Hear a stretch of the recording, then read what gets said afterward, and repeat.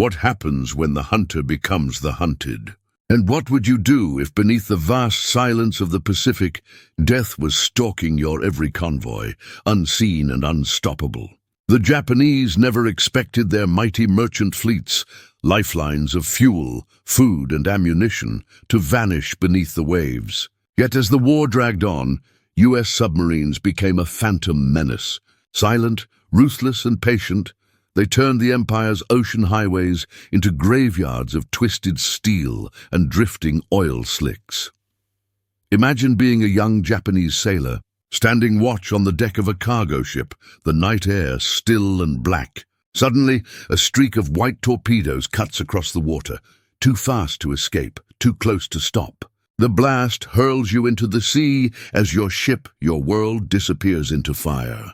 That terror, multiplied thousands of times, was what the U.S. Silent Service delivered.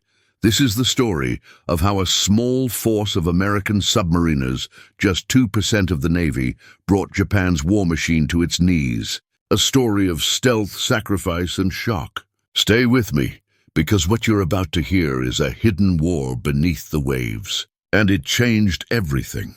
What kind of enemy terrifies you the most? The one you can see charging at you with guns blazing, or the one you never see until it's too late? What would it feel like to live every hour of every day, never knowing if the next second would bring the roar of an underwater explosion and the sea swallowing you whole? For Japanese sailors in World War II, that nightmare was real.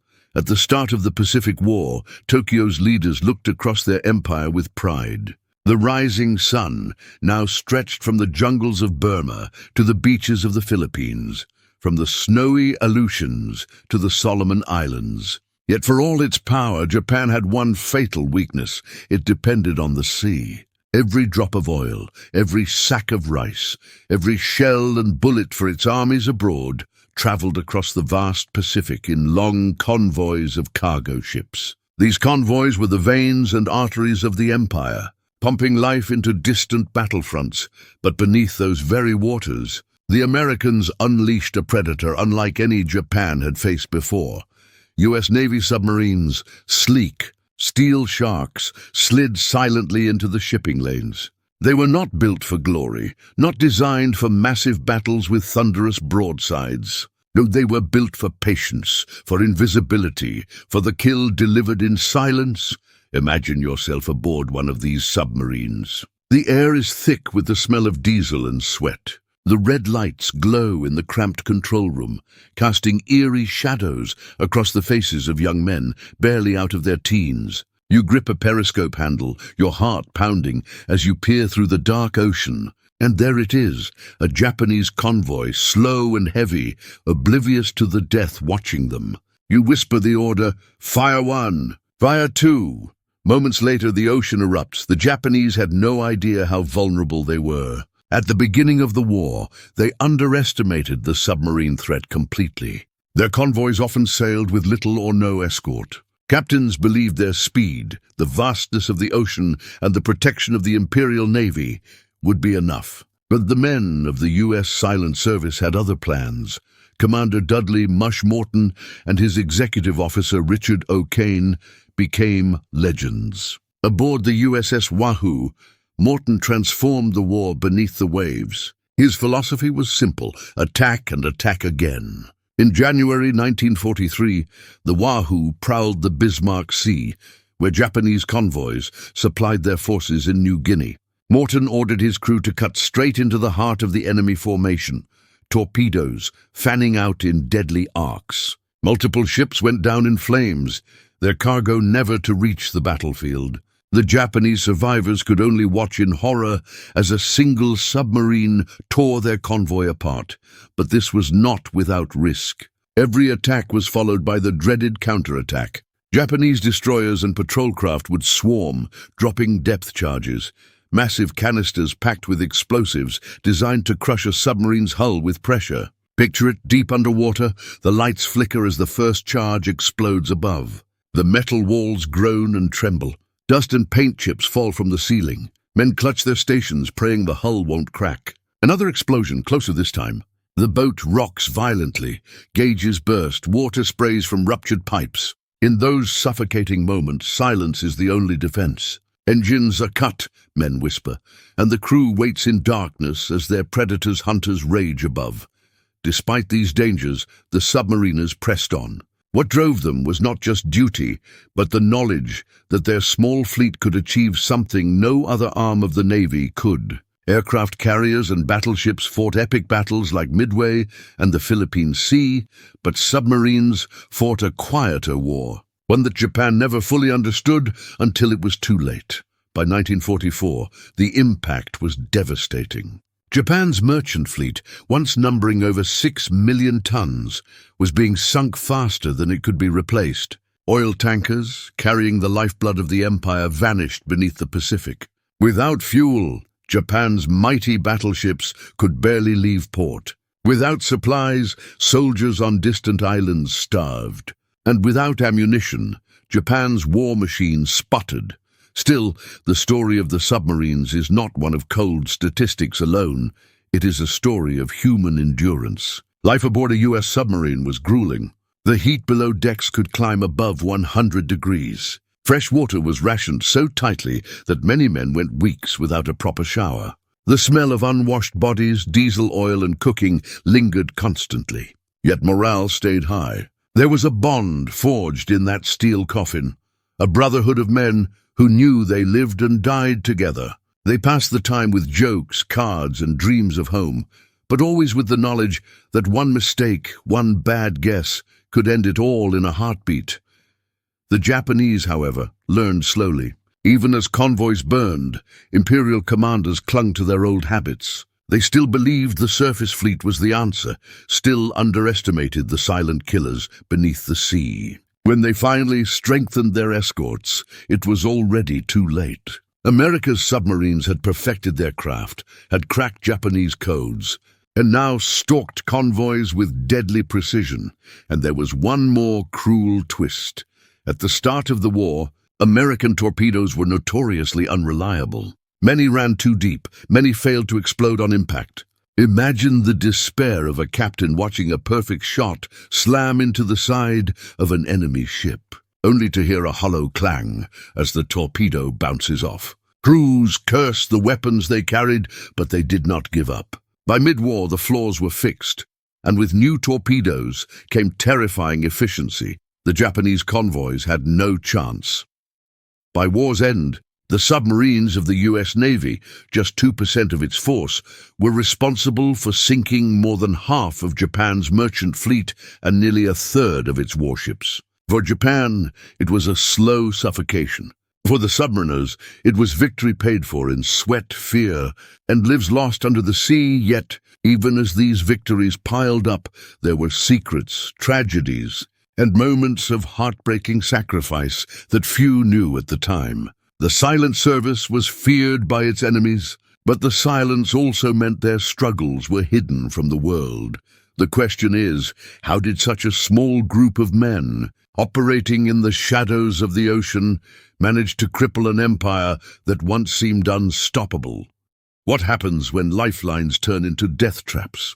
And what did it feel like for Japanese sailors to realize that every voyage across the Pacific might be their last, that the very sea they trusted had turned against them? By 1943, Japanese convoys no longer moved with confidence. What had once been routine journeys, oil tankers steaming from the Dutch East Indies, troop transports bound for the Philippines, freighters carrying rice from Indochina, had become ordeals of terror. For every mile gained, there was the gnawing fear of what lurked below. The Pacific was too vast to guard. Japan had spread its empire across thousands of miles, but its naval escorts were stretched thin. Destroyers that might have shielded convoys were pulled away to fight in bloody clashes at Guadalcanal, the Coral Sea, and the Solomons. Merchant captains begged for protection, but the Imperial Navy could not be everywhere at once. The Americans knew this weakness and struck with merciless precision. Imagine the scene: a convoy of 10 ships, their wakes glowing faintly in the moonlight. The night is calm. Sailors lean against the rails, smoking, their thoughts drifting to home. Then a sudden explosion rips through the darkness. A tanker bursts into flame, the sky turning orange. Men scream as burning oil spreads across the water.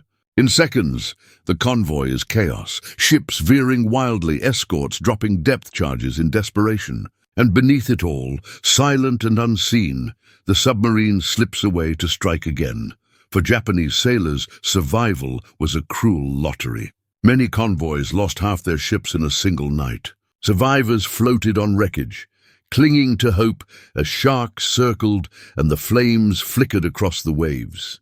Some were rescued days later. Others simply vanished into the Pacific, nameless casualties of a war they could not see. The Americans exploited every advantage. With intelligence from codebreakers who cracked Japanese naval signals, submarines often knew when and where convoys would sail. Commanders like Richard O'Kane of the USS Tang turned this information into devastating ambushes. O'Kane perfected the art of slipping into a convoy, firing at multiple ships, then diving deep as explosions thundered overhead. His crew described the tension, sweat dripping from brows, hearts pounding as depth charges rattled bolts loose, gauges spinning.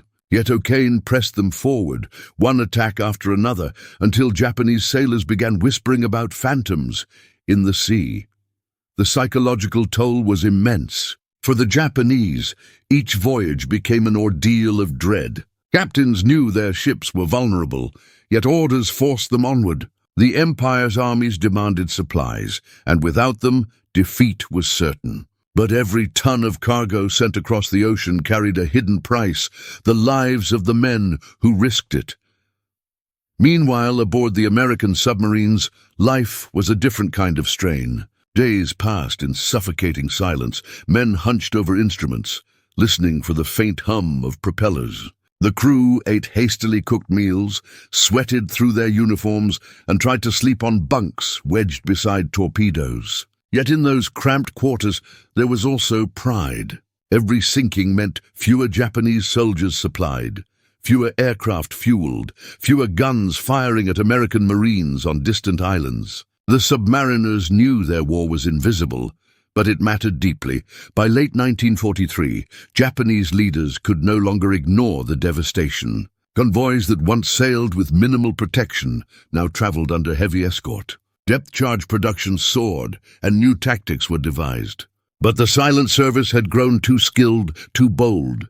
American subs began to attack even in daylight, surfacing to finish crippled ships with deck guns. Survivors reported the terror of seeing a submarine rise from the waves like some sea monster, its crew calmly firing shells into defenseless ships. And yet, this war beneath the waves was not without tragedy for the Americans. The USS Wahoo, once commanded by Mush Morton, vanished in October 1943.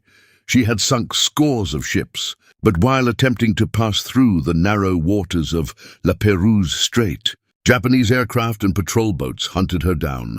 Depth charges and bombs shattered her hull, sending Morton and his crew to the ocean floor. The news shocked the silent service. Heroes could vanish in silence, swallowed by the very waters they dominated. Still, the campaign pressed on. Japan's convoys dwindled, each loss tightening the noose. By 1944, desperate measures were attempted.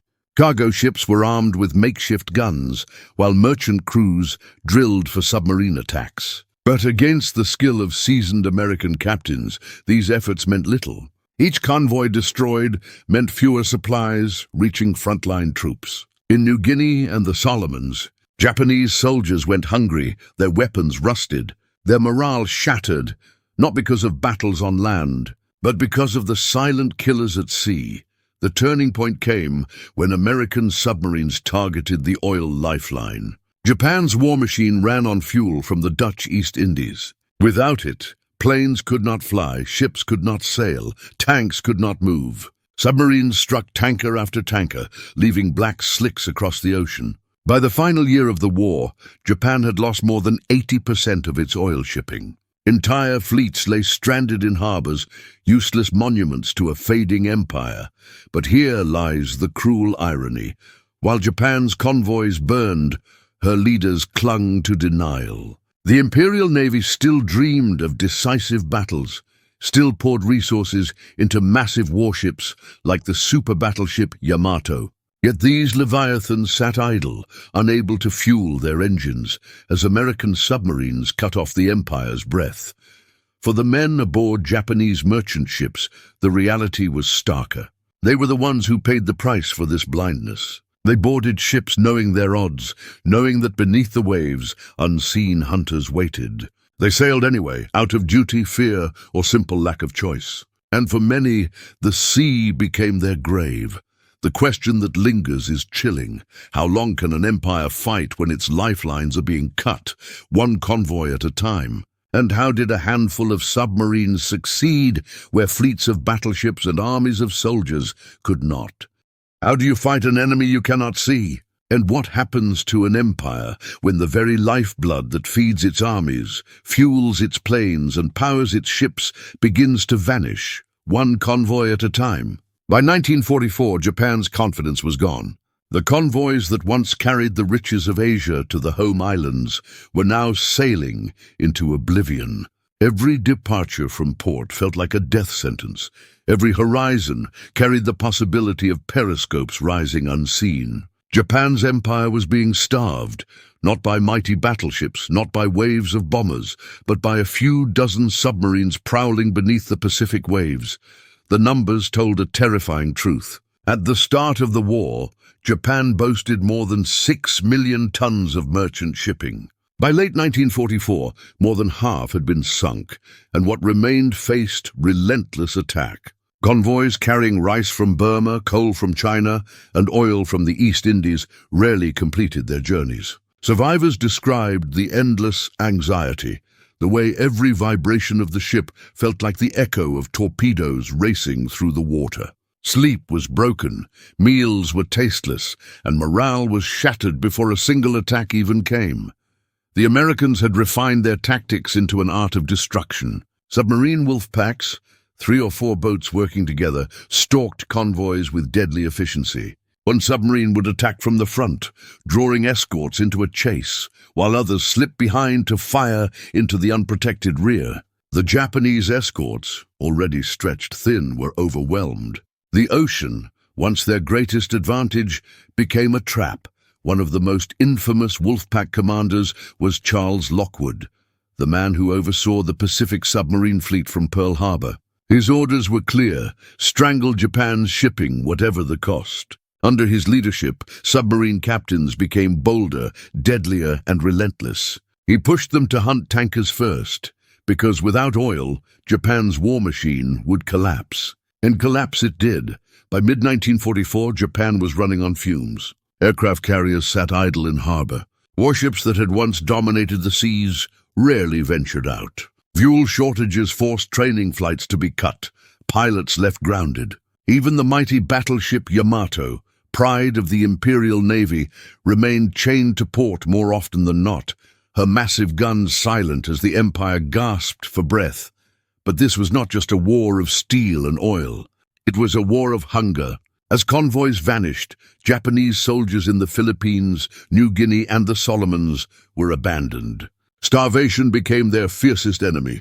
Men scavenged for roots and insects. Some units, desperate and forgotten, resorted to unthinkable acts just to survive. These tragedies began not in the jungles, but at sea, where submarines sent supply ships to the bottom before they could ever reach the front. Imagine the horror from the Japanese perspective. A troop transport crammed with hundreds of young soldiers set sail for a distant battlefield. Their spirits are high, songs echo on deck. Then without warning, the ship shudders. Torpedoes strike. The vessel lists violently, screams fill the night, and within minutes hundreds are in the water. Oil burns across the surface, swallowing survivors. For the soldiers who make it ashore days later, the war has already taken everything from them before their boots even touch land. For the submariners, these attacks were both duty and torment. They watched men flailing in the sea, but orders forbade rescue. A surfaced submarine was a target, and a warship that hesitated could die. Some commanders struggled with this. They had the power to save a handful of lives, but at the risk of their crew. More often, they chose survival, slipping away as the cries of drowning men faded into silence. These moral wounds haunted them long after the war.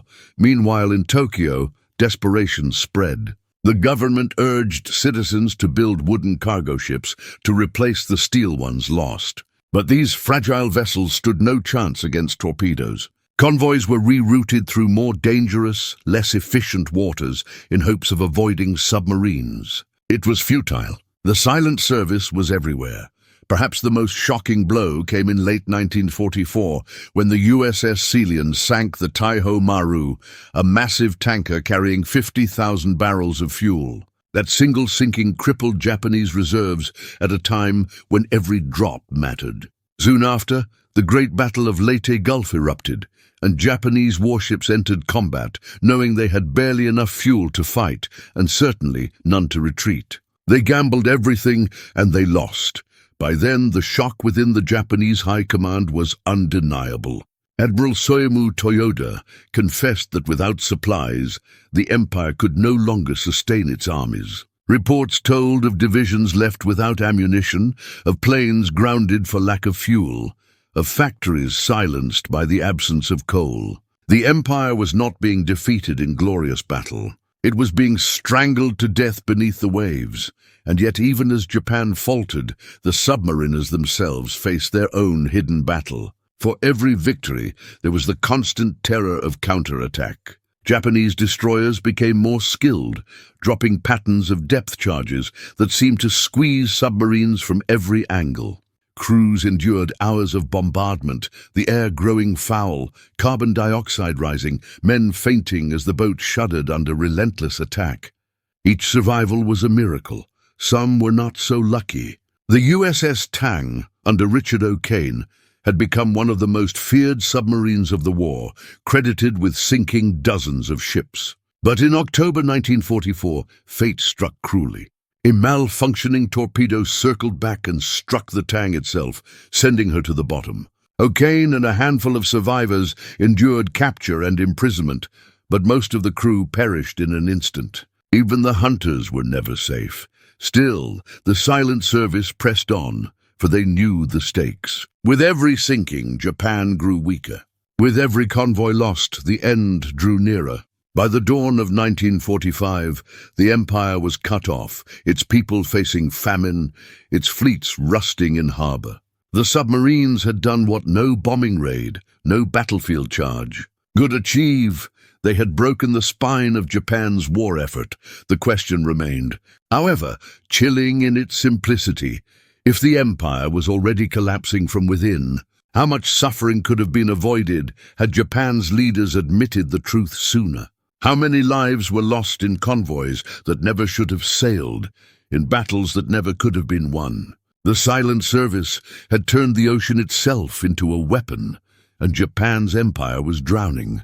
But in the shadows of these victories, darker stories remained, secrets of espionage, sabotage, and even silent sacrifices no one spoke of at the time. What if the deadliest weapon in war is not the torpedo itself, but the knowledge of where to fire it? And how much of Japan's shock came not from what US submarines did beneath the waves, but from the invisible hand of intelligence guiding their every strike? While Japanese sailors lived in constant terror of unseen predators, another war was being fought in rooms filled not with smoke and salt air, but with pencil scratches, typewriters, and whispered codes. American codebreakers had penetrated Japan's naval communications. What the Japanese believed to be secure, the Americans could often read like an open book. Convoys that set out under the cover of night already had shadows following them, because the silent service knew where to wait. At Pearl Harbor, in a modest building far from the front lines, officers pored over streams of intercepted signals. Words became coordinates, patterns revealed sailing dates, and from this web of intelligence came ambushes that seemed almost supernatural. Japanese captains swore the Americans must have possessed sorcery, for how else could submarines appear in the middle of an empty sea at just the right moment? But there was no magic, only the brilliance of cryptanalysis and the patience of men who never fired a shot, yet shaped the battles nonetheless. Imagine being a Japanese convoy commander in 1944. You receive orders sealed and precise. Depart from Singapore. Carry oil to Yokohama, escorted by destroyers. You follow the route exactly. Days pass uneventfully, your sailors growing relaxed. Then suddenly torpedoes slam into your column. Tankers explode, freighters vanish, and escorts chase shadows. You survive, but in your report, you cannot explain how the enemy knew where you would be. That was the cruelty of it. Japan could not see the strings pulling against them. The submarines themselves adapted to this intelligence with stunning creativity. Wolf packs were often directed by radio from commanders who had the decoded schedules. Submarines did not wander aimlessly. They were placed like chess pieces, waiting for convoys that walked straight into their jaws. The Japanese tried changing codes, altering signals, but the Americans cracked them again and again. The Empire's lifelines were betrayed from within their own communications, yet intelligence was only part of the story. Courage and instinct still played a decisive role. Submarine captains had to make choices in seconds. Should they risk surfacing for a shot or dive deeper and let the convoy pass? Should they attack the escorts first or strike at the heart, the tankers and troop ships that mattered most? Every decision meant lives saved or lost, and in those moments, skill mattered as much as code-breaking. The Japanese fought back desperately. They introduced new sonar systems, increased depth charge production, and even deployed air patrols along convoy routes. In some battles, American submarines were hunted for hours, their hulls groaning under the pounding of explosives. Survivors recalled the unbearable pressure, air growing foul, lights dimming, the boat rocking like a coffin caught in a storm. Each depth charge felt like a hammer strike on the skull. But time and again, the submarines slipped away, leaving their hunters empty-handed. For Japan, the shock deepened. By 1945, losses had reached catastrophic levels. Oil reserves were nearly gone. Factories slowed to a crawl, and soldiers at the front were abandoned. Letters home spoke of hunger, of despair, of a sense that the empire itself was being betrayed by the sea. Some Japanese sailors refused to sail, knowing the odds. Yet orders came, and the convoys sailed, and the submarines waited. Still, there were moments of tragedy that haunted the silent service. One such moment came with the sinking of the Junyo Maru, a Japanese transport ship carrying thousands of Allied prisoners of war and Javanese laborers. Unaware of its human cargo, a submarine fired torpedoes, sending the vessel to the bottom. The sea became a grave for over 5,000 souls. When the truth emerged later, it was a wound that never healed. The war beneath the waves was merciless, but it was also blind, and innocence often paid the ultimate price. The men of the silent service carried these burdens in silence. Their victories were celebrated in numbers.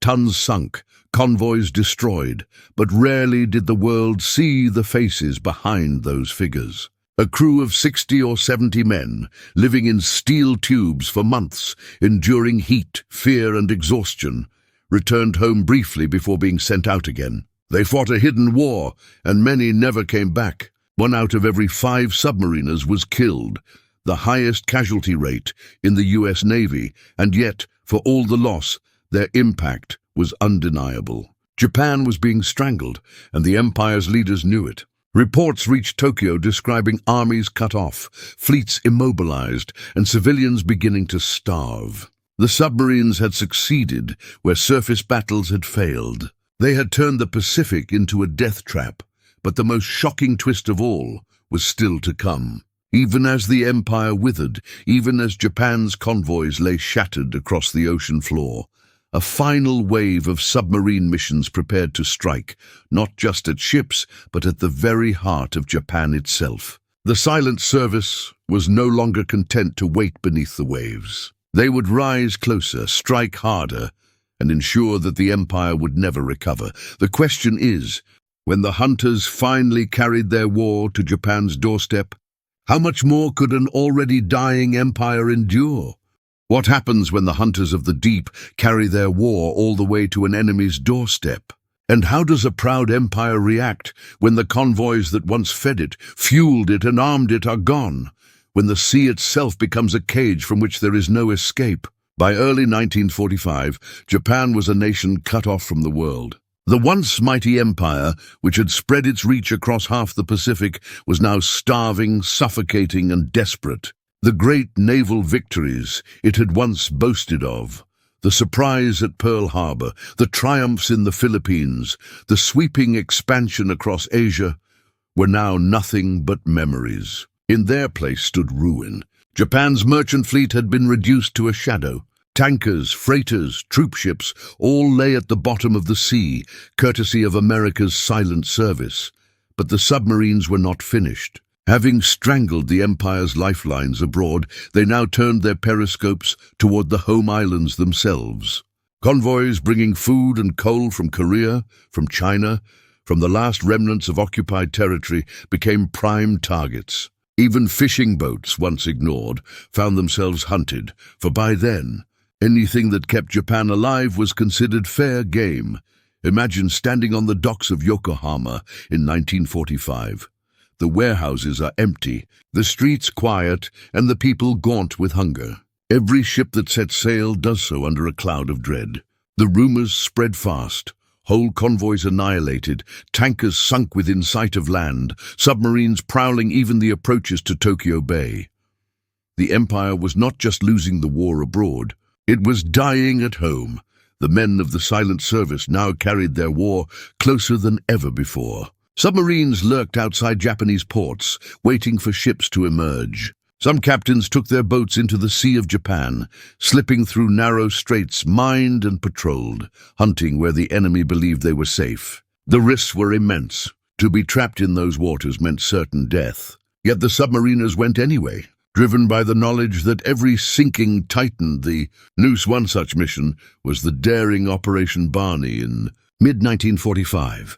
A wolf pack of 9 American submarines was ordered into the Sea of Japan, a place the Japanese believed was untouchable. They called it Operation Barney's Boys, and its goal was simple: destroy what little remained of Japan's shipping inside its own defensive walls. The submarines slipped past minefields, using new sonar technology, entering waters that had once been forbidden. Within weeks, they unleashed havoc, sinking dozens of ships, cutting off the last veins of supply. When they returned, battered but alive, the message was clear: nowhere was safe. For the Japanese people, the shock was overwhelming. Supplies of rice, coal, and oil dwindled to almost nothing. Black markets thrived, but even there the goods were scarce. Civilians scavenged for roots, for weeds, for anything that might fill an empty stomach. Factories closed, trains halted, and cities darkened. All the while, submarines lay in wait, ready to strike at any vessel daring to move. And yet, despite the devastation, the submariners themselves were haunted by what they saw. In their periscopes, they no longer found convoys brimming with fuel and troops. Instead, they often saw ships packed with refugees, women and children fleeing bombed-out cities. Commanders faced impossible choices: attack and hasten the enemy's collapse, or hold fire and risk prolonging the war. Some chose mercy, but many followed orders. The war demanded results, and the silent service delivered them without hesitation. The Japanese military, blinded by pride, still dreamed of miracles. They built suicide boats, trained kamikaze pilots, and promised resistance to the last man. But these desperate measures could not stop the submarines. The Empire's warships sat idle, their fuel tanks empty. Planes rusted on runways. Soldiers on distant islands, cut off for months, surrendered in rags and starvation. The Empire had been defeated not by one decisive battle, but by thousands of quiet deaths at sea. And still, the silent service paid its own terrible price. 52 American submarines never returned. More than 3,500 men vanished beneath the waves, their stories sealed inside steel coffins at the bottom of the Pacific. Families received telegrams with the same cold words: missing in action, presumed lost. For every convoy sunk, there was a mother, a wife, a child who would never see their sailor again. Victory had come, but it came soaked in sacrifice.